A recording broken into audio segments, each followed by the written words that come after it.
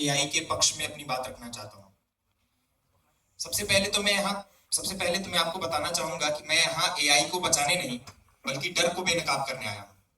वो डर जो हम आलसी युवाओं के बीच में है। हम ऐसा कहते हैं कि एआई हमारे लिए खतरा है। मैं आपसे ये सवाल करना चाहता हूं कि खतरा किसके लिए? वो जो आलसियों की तरह बैठे हुए हैं, वो जो सिर्फ बहाने देते हैं, या उनके लिए जो मेहनत करना जानते हैं, जो हर बदलाव को स्वीकार करना जानते हैं? असल में डर उनके लिए है जो आलसी बने बैठे हैं, और यह उनके लिए सबसे बड़ा खतरा होगा। कोई भी युवा जो हर तकनीक के लिए, हर बदलाव के लिए तैयार है, उसके लिए कोई भी एआई, कोई भी कंप्यूटराइजेशन, कोई भी नई चीज किसी भी प्रकार से खतरा नहीं हो सकती। तो हमें सबसे पहले इस बदलाव को स्वीकार करना होगा, क्योंकि हमें यह मानना होगा कि जिस देश ने, विश्व के जिस क्षेत्र ने नई तकनीक को और नए बदलावों को स्वीकार किया है, उसी ने सबसे ज्यादा तरक्की की है। एआई आज हर क्षेत्र में आगे बढ़ रहा है। शिक्षा, स्वास्थ्य और तकनीक, हर क्षेत्र में एआई का बहुत बड़ा बोलबाला हो चुका है। और जिस भी क्षेत्र में युवाओं ने इसका भरपूर प्रयोग किया है, उसमें एआई ने काफी अच्छी तरक्की दिखलाई है। हम बात करें शिक्षा की, हम देखें तो शिक्षा के क्षेत्र में भी एआई ने एक बहुत बड़ा योगदान दिया है। आज एक गरीब का बच्चा और एक अमीर का बच्चा, इन दोनों में कोई फर्क नहीं है, क्योंकि एक अमीर का बच्चा भी वही कोडिंग कर सकता है और एक गरीब का बच्चा भी एआई की मदद से वही कोडिंग कर सकता है। हम बात करते हैं डीप फेक की, कि बहुत सारे तस्वीरें और बहुत सारे वीडियो क्लिप्स ऐसे वायरल हो जाते हैं। मैं आपसे सवाल करना चाहता हूं कि हम एक ऐसे देश में रहते हैं, हम एक ऐसे विश्व में रहते हैं जहां 4 साल की बच्ची का रेप हो जाता है।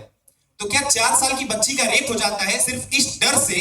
क्या बच्चियों का जन्म लेने पर पाबंदी लगा देना चाहिए? नहीं, ये डर मानवता का है, ये डर नैतिकता का है। सवाल नैतिकता पर उठना चाहिए, ना कि वो गलती जो हम मानव कर रहे हैं। तो कोई भी चीज गलत नहीं होती है, उसको करने का, उसको किस प्रकार से हम देखते हैं, उसका किस प्रकार से इस्तेमाल किया जाता है, ये गलत है। एआई रोजगार को खाता है।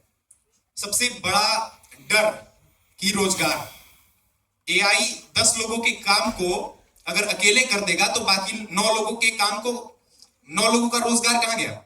ऐसा बिल्कुल नहीं है। ये सवाल तब भी उठा था जब कंप्यूटर इस विश्व में प्रसिद्ध होना शुरू हुआ था। अगर मैं बात करूं कैलकुलेटर की, तो कैलकुलेटर जब आया तो कैलकुलेटर से गणित नहीं खत्म हुआ, बल्कि कैलकुलेटर ने गणित को एक नई दिशा दी, हमारे काम को आसान किया। उसी प्रकार एआई हमारे काम को आसान कर रहा है, हमारी सोच को बदल रहा है। बल्कि मैं तो इतना भी बहुत दावे के साथ कह सकता हूं कि यहां पर जो लोग यहां पर एआई की बुराई करने आए हैं, एआई को एक अभिशाप बताने आए हैं, वो भी अपना डिबेट जो है वो एआई से ही लिख कर रहे होंगे। ये मैं बहुत दावे के साथ कह सकता हूं। तो एआई असल में हमारे लिए, और सबसे बड़ी बात, आपने अपना डिबेट अगर एआई से लिखवाया है, इसका मतलब ये नहीं कि आप में काबिलियत नहीं है। आप में काबिलियत है, बस आपने अपनी सोच को एआई के माध्यम से थोड़ा पॉलिश किया है। नहीं कि आप बिल्कुल, आपके अंदर काबिलियत है और एआई आपको बस एक सही मार्ग दिखाता है, आपकी सोच को सही दिशा में परिवर्तित करता है। इसी के साथ मैं यह कहना चाहूंगा कि एआई एक अभिशाप भी है और एक वरदान भी है, सिर्फ तब जब हम इसका सही तरीके से इस्तेमाल करें। हमें एआई को कंट्रोल करना है, ना कि एआई को हमें कंट्रोल करने देना है।